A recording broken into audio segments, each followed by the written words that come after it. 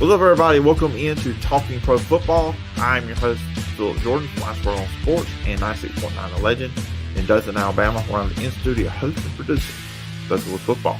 The NFL pod is back, and it's going to be a good one here today. I'm going to be joined by Matt Barbato from Fantasy Pros and Betting Pros. We are going to recap and discuss the Patriots and Bills game from this past Monday night, 14-10 win for the Patriots in that one. And then we'll also discuss who is actually good in the NFL this year. A lot of average teams. Who's the good teams? Who are the contenders? We will discuss both from the AFC and NFC side of things. We'll also discuss Ben Roethlisberger and also get Matt's thoughts on the development of New York Jets rookie quarterback Zach Wilson. Then after my conversation with Matt, I will give you my NFL top 10 for the week and also 5 predictions for this weekend's NFL games. Before we do all that, I'll let you guys know you can find me in the podcast. You can find me on social media at PJordanSEC. Podcast is available on all your favorite podcast platforms, especially Apple Podcasts, Spotify, hopefully on iHeartRadio soon, and TuneIn. And you can also check out the shows on YouTube and check out all your other platforms you'd like to listen to podcasts. I'm sure it is there as well. And on Apple Podcasts, please follow, rate, and review. Leave a review. I will read it on a future edition of the show. You can always email me at sportstalkphilipjordan@gmail.com. Now, let's talk Patriots and Bills and who exactly is the good teams in the NFL with Matt Barbato. Everybody joining me right now with Matt Barbato. You can read his stuff over at the Fantasy Pros and the Betting Pros, talking all things football over there. And Matt, as always, we've been doing this for several years, even back when I was doing the radio show. Always appreciate you taking time coming on the show. Yeah, Philip, great to be back with you, and always appreciate you having me on. Oh, yeah, absolutely. I believe, yes, I was doing a radio show back in 2017. So 4 or 5 years, we've been talking back and forth about football. It's great, though. I always enjoy hopping. It's interesting. I feel like we always connect, probably at every quarter of the season, and it's amazing to see how, not only seasons change, but how, the entire league landscape has changed since we first started doing this together. So it's always fun.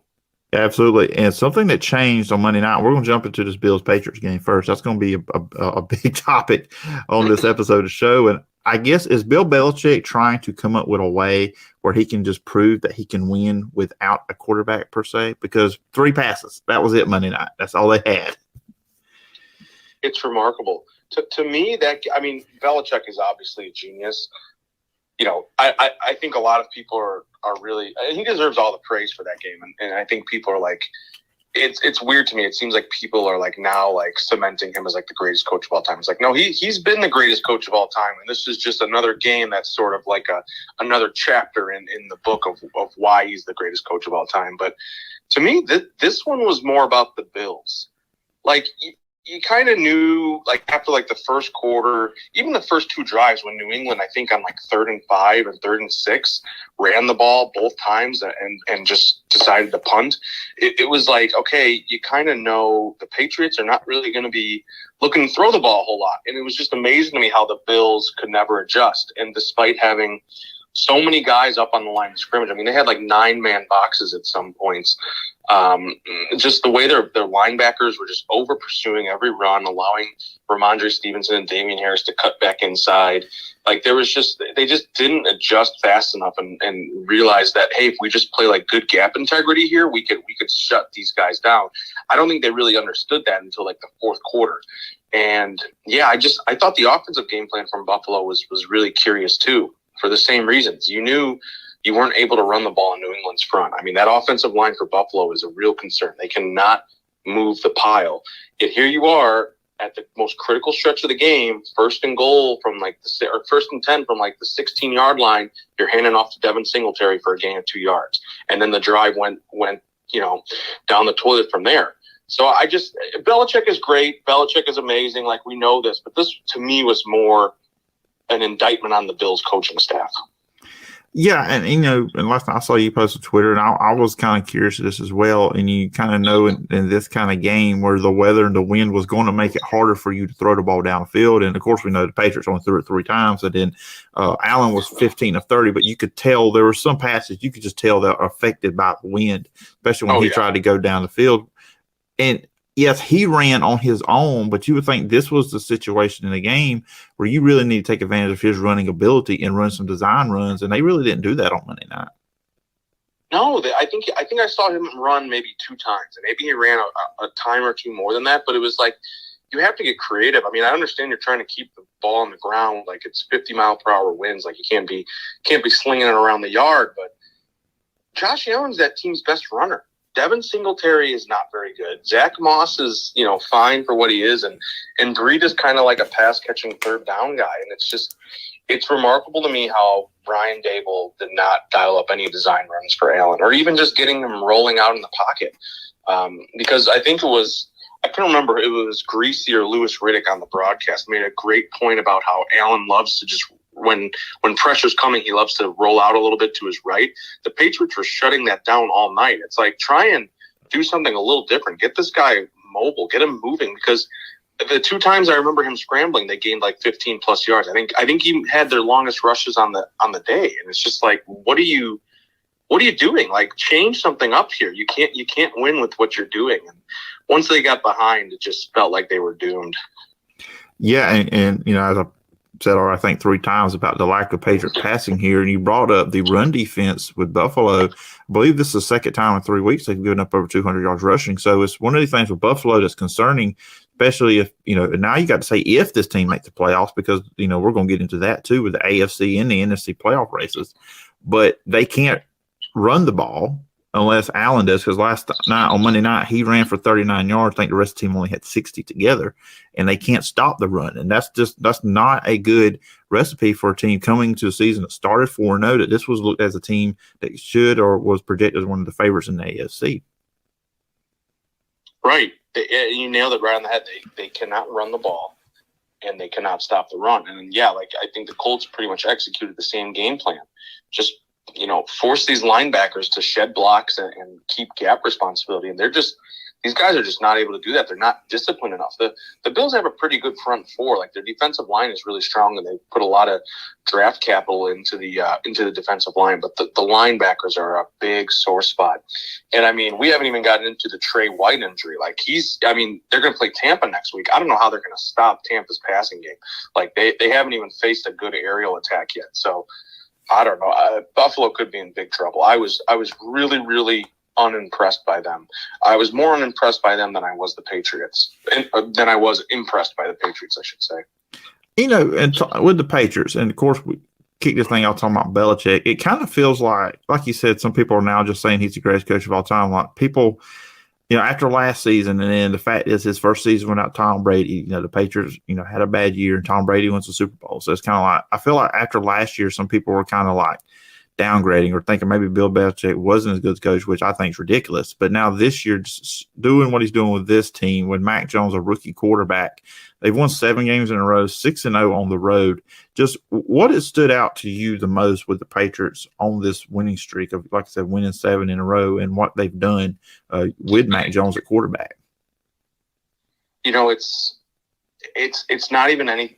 It's nothing special. They, in a year where it seems like everybody in the NFL cannot get out of their own way, the Patriots don't make mistakes. They're the most disciplined team in the league from a penalty standpoint, from a turnover standpoint. And, I feel like in an ordinary year, the way they are playing with Mac Jones and pretty much just shielding him from any adversity would not work. I think teams would catch on to it over time and exploit it. But you know what? They just don't make mistakes. And at this point, it's like the best coach team, the most disciplined team. That might be all it takes to get to a Super Bowl, because, every team sort of has a fatal flaw. And I don't really know if the Patriots have a fatal flaw. Maybe it's Mac Jones, but, nobody has been able to really exploit that, other than, I think, the Saints game in like week 3. So they're just the best coach team, and they're just super disciplined. And, that might be all you need this year, because they're not that talented. They're not that special on either side of the ball, but they don't have that fatal flaw.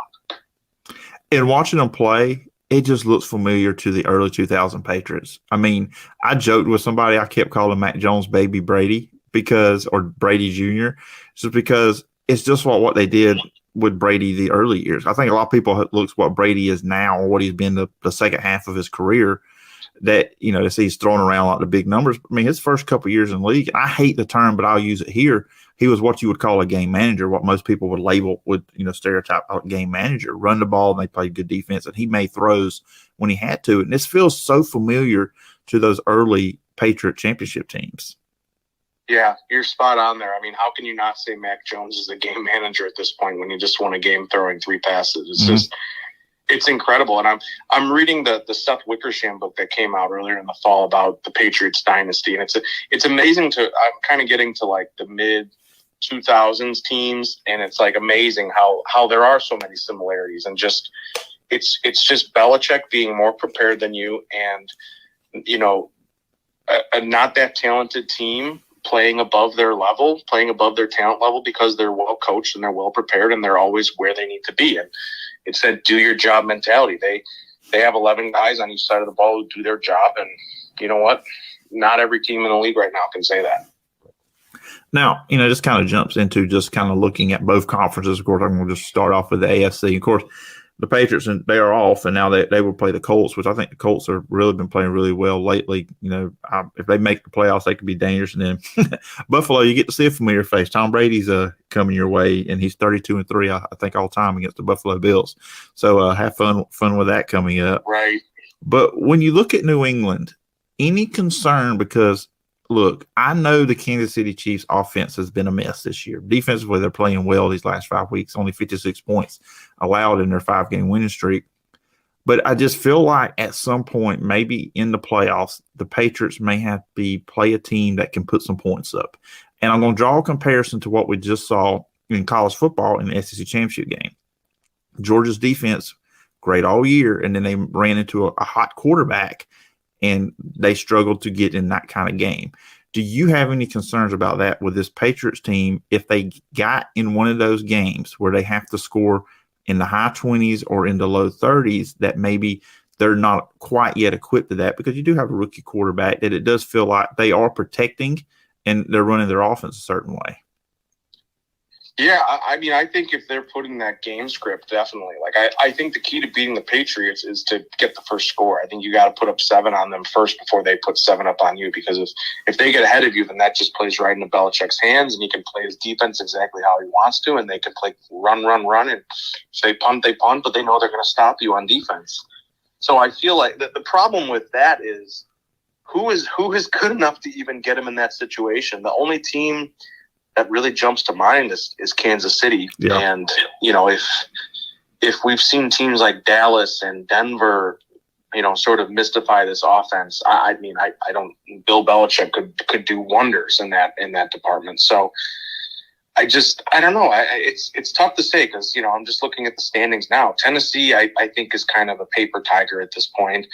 Baltimore, they're well coached, but they're completely banged up in the secondary now.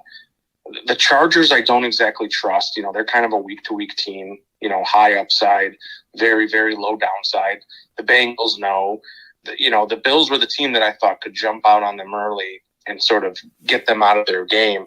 And maybe when they rematch in a couple of weeks in Foxborough, that'll happen. I mean, we have to factor in that the circumstances of the game did not play into Buffalo's favor. But I don't know. I mean, it's just if New England gets that like early grip on you, they'll just squeeze your throat and they'll choke you out. Yeah, I agree with you. And with Tennessee, they just don't seem like they're not the same team without Derrick Henry offensively. You can just tell the difference. Tannehill's not the same quarterback, and he's made some mistakes. He's kind of looked like Miami Tannehill since Derrick Henry's been gone. And then the Ravens too. Watching him last couple of weeks, Lamar Jackson's kind of turned into a turnover machine lately with the interceptions, and that's not helping either. As you mentioned, with the secondary banged up, then your quarterback is making mistakes there, and it just fit. And we kind of jump back to Kansas City. Like I said, defensively, the 56 points last 5 games. They've seen the defense has gotten straight, but when you watch them play offensively, they're still having issues, drop passes, Mahomes is putting them at times in some bad situations with some throws, with throwing interceptions. So it's kind of like now we're just kind of waiting on the Kansas City offense to get consistent again. And that's why I feel like right now, if we go what we've seen, I feel like the Patriots can beat them if they meet up in the playoffs, just because that Kansas City offense hasn't been what we're accustomed to seeing, and we know what the Patriots defense is. Yeah, I agree. I think KC's the biggest threat to the Patriots right now, but I mean, there's no telling if this offense will figure it out. I mean, teams are just playing two high safeties and saying, okay, Patrick Mahomes, we're going to let you check it down for 4 yards at a time, beat us that way. We dare you to run the ball, Andy Reid, beat us that way. And you know, the Chiefs have been getting by with poor offensive play because their defense, of course, has picked things up. You know, the unit that we were ragging on at the beginning of the year is now like the best unit on the team. So if they could just get things meshed where they're both playing at a high level, and maybe they can find that groove, you know, just in time for the playoffs, then yeah, they're as good as a bet as anybody to win the AFC. But I don't know. I think Kansas City can still get there if their defense keeps playing as well as it is. I think it's more important right now for their defense to be playing at a high level than their offense, because I think with those playmakers, with Andy Reid, the offense can do enough to get points and move the ball. It's the defense that I think had the potential to totally derail their season, and now they seem to be figuring things out. So, you know, behind New England, I would say definitely the Chiefs, and then after that, there's really nobody I trust. I think I would have to say the Bills still would be the team to watch, kind of in that wild card range. And I'm not by any means saying this team could be a Super Bowl team, but I do believe if they can get the playoffs, they're at 7-6 now, the Colts, with Jonathan Taylor, the way he's running the ball. Carson Wentz has not been bad this year. I mean, he had a game or two where the interceptions happen again, but and they're solid defensively. I feel like the Colts are a team, if they can get into the playoffs, they could be dangerous in the first couple rounds. Like I said, I don't think they're a team you could see make it to the Super Bowl, but obviously a team that could cause some problems in those first two rounds of the playoffs if they get in. Yeah, no, I love the Colts. I fully agree with you. I wish they just had not botched some of those games early in the season. I mean, if they just win one of those Titans games, that their year looks entirely different. And they get New England, I believe, next week off their bye, so that'll be a really interesting game. And then they face the Cardinals, Raiders, and Jaguars. So if they can somehow get a split out of the Patriots and Cardinals, the Raiders are kind of a corpse, and the Jaguars are the Jaguars. They could theoretically get to, you know, what is it now, 11-6, 10-7, and that might be enough in the AFC, because it seems like everyone in the AFC North is going to beat themselves up. The AFC West, I think Denver and the Raiders are kind of falling back.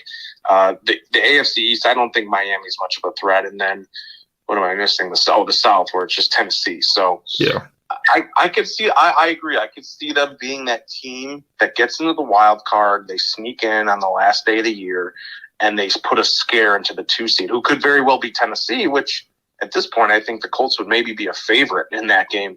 So I agree with you.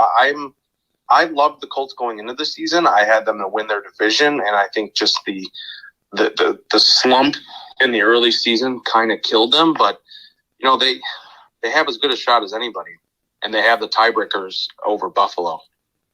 Yeah, I was looking at their schedule. They've won 4 out of the last 5, and the one they lost was against Tampa Bay, where they lost 38-31. So, and go and score with Tom Brady in that one. I mean, you know, the ageless wonder that is Tom Brady, which, you know, you as a Jets fans and now me as a Packer fan after last year, we both know how that man can crush dreams.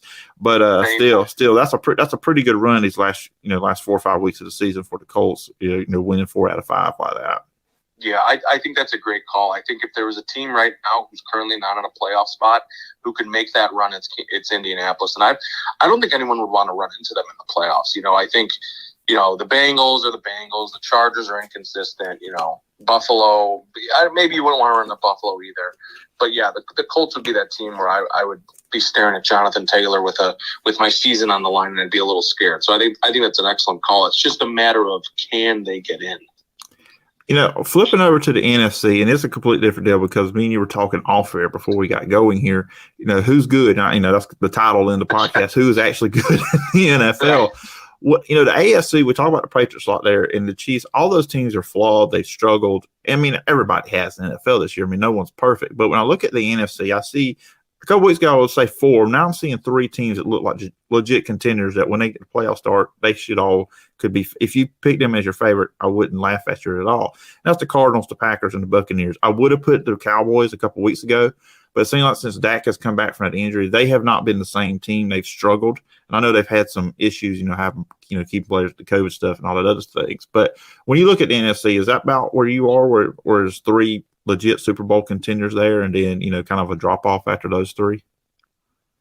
I want to still believe in the Rams.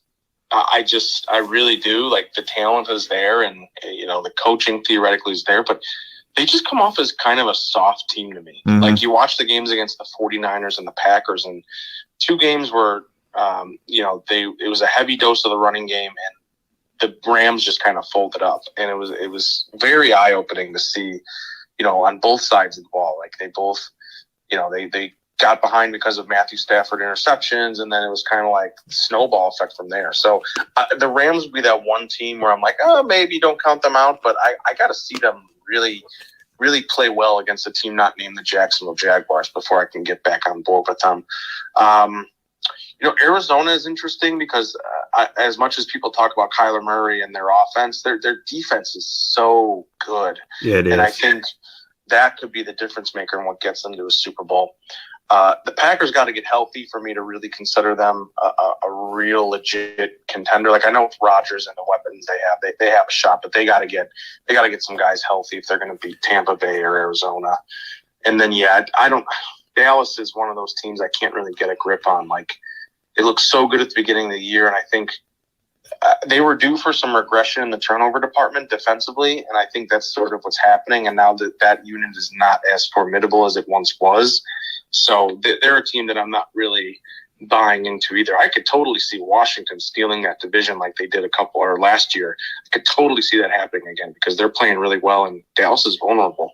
Yeah, you talk about the Rams. You're right. I have picked up on that with them watching them up front, and you wouldn't think that with them that they do look, soft, and they can be pushed around. And even the Titans did. I mean, the Titans game, and then the 49ers blew them out. Then, of course, the Packers. I mean, yes, Aaron Rodgers, throw it around with him, but they're a very physical team up front as well, and they've struggled with those.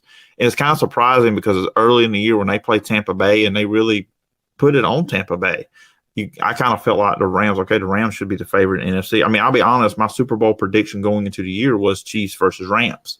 And I feel a little bit better about the Chiefs because of their defense, but the Rams now, it just feels like, like I said, that up front, because when the playoff time gets here, it's all about running the ball and playing defense.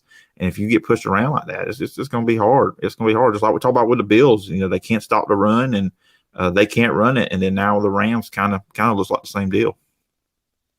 Yeah, and McVay just can't seem to get it figured out. I think the loss of Robert Woods really, really hurt them in the passing game just because he's such a reliable – like, even though he wasn't getting a ton of targets at points in the year, he was just such a reliable, steady hand to have on the field at all times.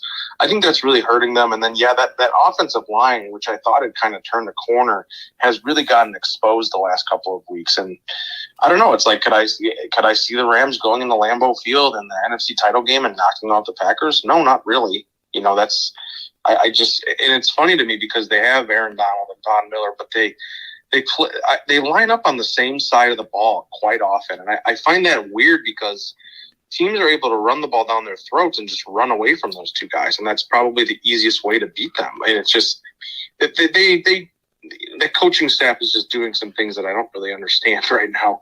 I think the team has all the upside in the world. I mean, a few weeks, I'm trying to think now, maybe like 5-6 weeks ago, I put a bet on them to win the Super Bowl at like 7 or 8 to 1. So I'm a believer, but I got to see them put up. And I got to see them look good against Arizona on Monday night. Let's put it that way.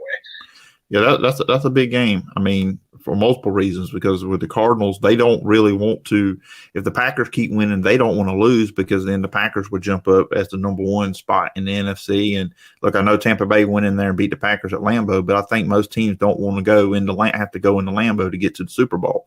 And then, you talk about Washington. They have won 4 games in a row, wins over Tampa Bay, Carolina, Seattle, and then Las Vegas this past week.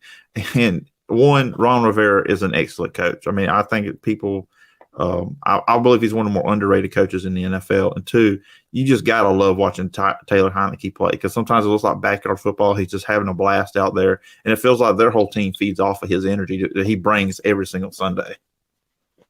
Yeah, it's a big kudos to Ron Rivera. That team is getting better each week, and we kind of saw that happen last year too. I think they started off really poorly, and then they took fire. I know the NFC was a complete joke that year, and it still kind of is right now. But they seem to be a team that kind of gets better as the season goes on. They kind of get their feet wet. They kind of make adjustments and go from there. And yeah, they've done this without Chase Young. I mean, Chase Young got hurt in the Buccaneers game, I think. So he's been out during this winning streak. It's very impressive. Now, do I think Washington is going to make a Super Bowl run? Absolutely not. I don't think Taylor Heineke's a guy who can get you very far in the playoffs. But for what it's worth, I think that roster might be a really good quarterback away from being something. They gotta fix their back end of their secondary a little bit more. But front seven talents there, they've got some playmakers in McLaurin and Gibson, and if they can get Chase healthy, they could be in business. I think they're just like a quarterback away.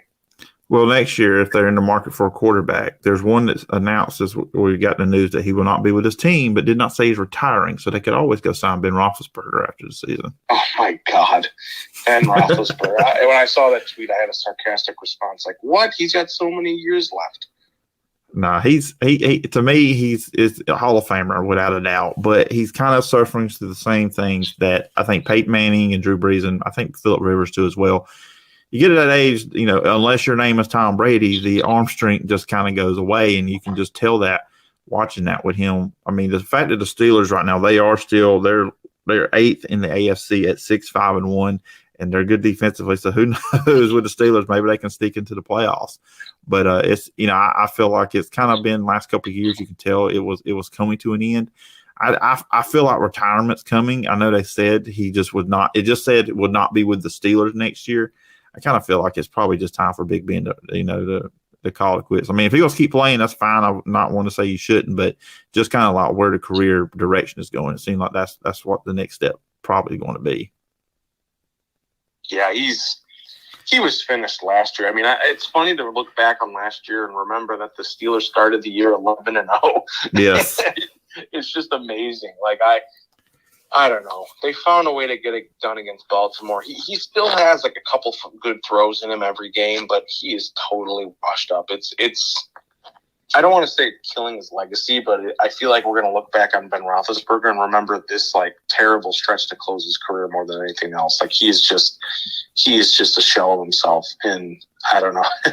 I don't think Pittsburgh is making the playoffs with him as a quarterback. Let's put it that way. Yeah, I agree with you on that one. Final question before we get out of here. I was going to ask you with the Jets, Zach Wilson, I know has been a topic me and you talked about a lot. I know this past week they lost to the Philadelphia Eagles 18-33. He didn't play bad, 23-38, 226, 2 touchdowns, 1 interception. Just where are you at now with him as you've seen in his development as we're, in the late points of the season? It's tough. I want to be optimistic, but he's very inconsistent. He just is. He's even in the game last week. I mean, the Jets offense is moving the ball, but there were stretches where he even threw just like horrible passes and followed them up with touchdown passes. And it's just, I don't know. It's been a tough year. He gets hurt. The offensive line hasn't been good. He's had weapons in and out of the lineup. It's what the Jets do with their franchise quarterbacks. They set them up to fail. And I think next year will be a better indication of what he is as a pro. Hopefully they can shore up the O-line a little bit more, maybe bring in another running back, and maybe add to that receiving group a little bit more because Corey Davis has not worked out whatsoever.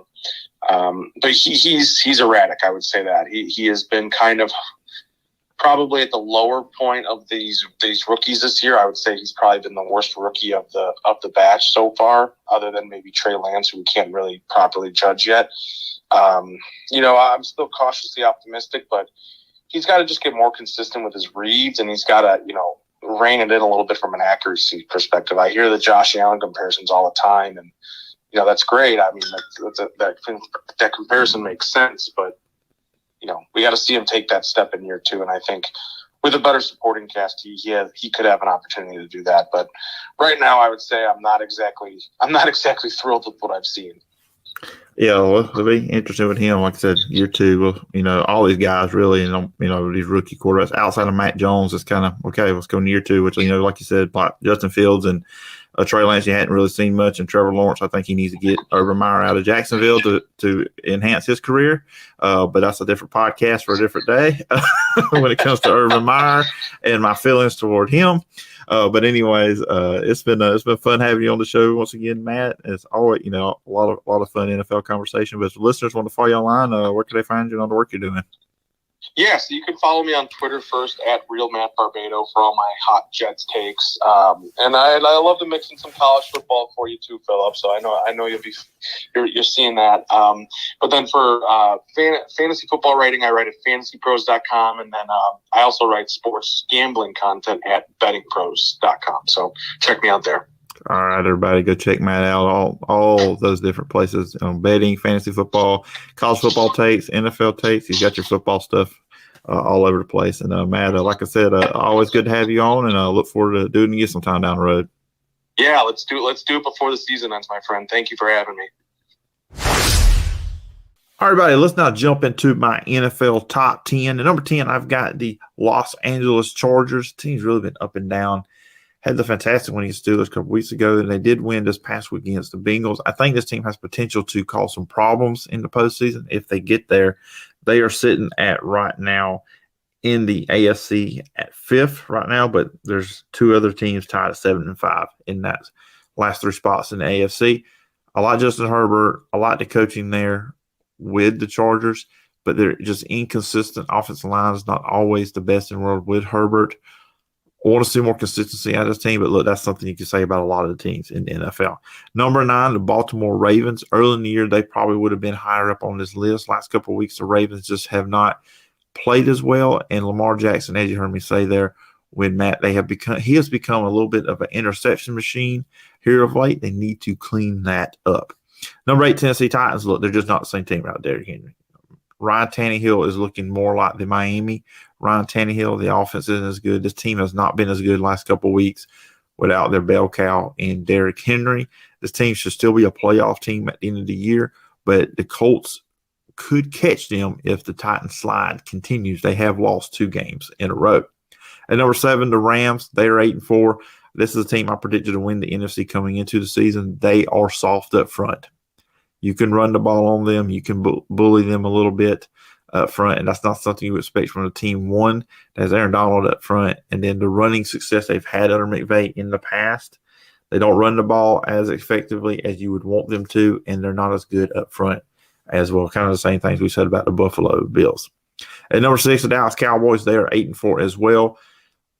And once again, kind of repeating something me and Matt talked about early in the year, I would say there was 4 or 5 teams in NFC I could see winning the Super Bowl. That was the Rams and Cowboys alongside the Packers, Buccaneers, and the Cardinals. Of course, that list to me is down to 3 now, and the Cowboys have not looked as good the last couple of weeks. Yes, they beat the Saints on Sunday. Oh, last Thursday, actually. But that's a team that does not have a quarterback, so they have not looked as great defensively lately. They're still having issues there. Offensively, they look like they are inconsistent at times as well in the last couple of weeks. So Dallas has really taken a step back for me. At number 5, the Kansas City Chiefs.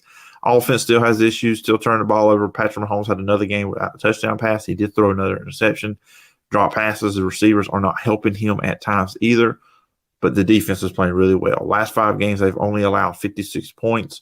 And that can carry you through the playoffs as you wait to hope and see if your offense does bring the energy, brings back to the effectiveness that you once thought they had with Patrick Mahomes. But I like the Chiefs at number 5. Number 4, the New England Patriots. They are right now the top team in the AFC. If the playoffs started today, everybody would have to go through Foxborough to get to the Super Bowl. They're playing really good defense. They're running the ball. And Mac Jones, he is not turning the ball over. They don't do things to make them lose games. So self-inflicted issues do not happen with them. You just got to straight up beat the Patriots. They're well coached, they're well prepared, and they're going to be a tough team for anybody the rest of the year and going into the playoffs. And it's big. They're having their off week, and then they will play the Colts, who, like I said, the Colts are a surging team right now. Number 3, I got the Tampa Bay Buccaneers at 9-3, coming off a win over the Falcons this past week. Tom Brady should be, and in my opinion, the leading candidate for MVP of the season. But defensively, I think the secondary still has issues with this team. That's why I've got them behind the 2 teams ahead of them on this list. But hey, they have Tom Brady. They're 9-3. They're going to be the favorite probably going into the postseason from the NFC. Can't count them out. And it was very narrow with them between the 2 teams I have ahead of them. At number 2, the Arizona Cardinals at 10-2. They do have Kyler Murray back. Defense is fantastic. They do play the Rams this week, which is really going to be a big game, both for teams, because the Cardinals are trying to stay on top of the NFC, so everybody will have to come to them in the postseason. But also a big game for the Rams, because it would drop the Rams down to 8-5. Definitely would drop them down in this list, but a big game coming up this week. And the number 1 team in the NFL, in my opinion, is the Green Bay Packers. They are coming off a bye week. They are getting healthy. David Bakhtiari is one that's coming in. They've got some defensive players coming off the injured list as well. With what they're able to do offensively, which this year they're not as explosive on the offensive side of the ball, but they're still really good. And the defense is a lot more physical this year than they have been in the past. You can't push this group around. So I will have the Packers at 9-3 as my number 1 team in the National Football League.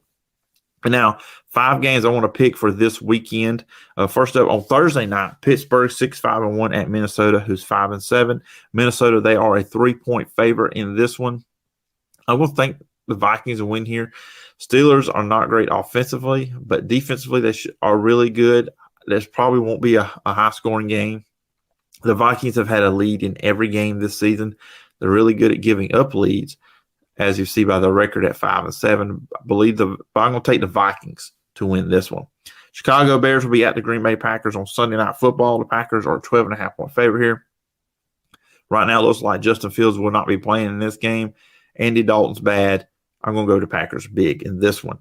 Dallas at 8-4 at Washington, who is 6-6. Dallas, they are a 4-point favorite in this one. This is a huge game, particularly on the Washington side of things. You win this game, you are just 1 game behind the Cowboys in the division, and they are playing really good ball right now. Washington has won 4 games in a row. They were 2-6 on the season. They have now got to 6-6. Dallas is headed in the opposite direction, in my opinion. Losers of 3 out of the last 5. I am going to go with the Washington football team with the upset in this one. The 49ers at 6-6 at the Bengals 7-5. Cincinnati, they are a 1-point favorite in this one.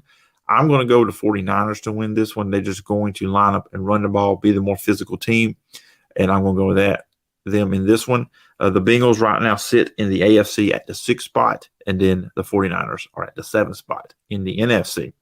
And then finally, Buffalo at Tampa Bay. Buffalo 7-5. Tampa Bay is 9-3 on the year. Tampa Bay, they are a 3-point favorite here. I like Tampa Bay here. Buffalo should have more offensive success in this game. Tampa Bay's defense is not as near as good as New England's, but Tom Brady's on the side. He's 32-3 all time against the Buffalo Bills. Buffalo has not been successful this year against teams with winning record, and I just don't think they will be here. The NFC is a much better conference, and I like Tampa Bay to win this one. Probably in a close one, but I like Tampa Bay to win. And that's going to do it for this week's edition of Talkin Pro Football. I'll be back next week with some more pro football conversation. In the meantime, you can check out my other podcast, Talking SEC, is breaking down the best conference in college football multiple times a week. Remember, you can follow me on social media at PJordanSEC. The podcast is available on all your favorite podcast platforms. If you are on Apple Podcasts, please follow, rate, and review. You leave a review, I will read it on a future edition of the show. You can always email me at sportstalkphillipjordan@gmail.com. Hope everybody has a great rest of the week. Until next time, bye-bye.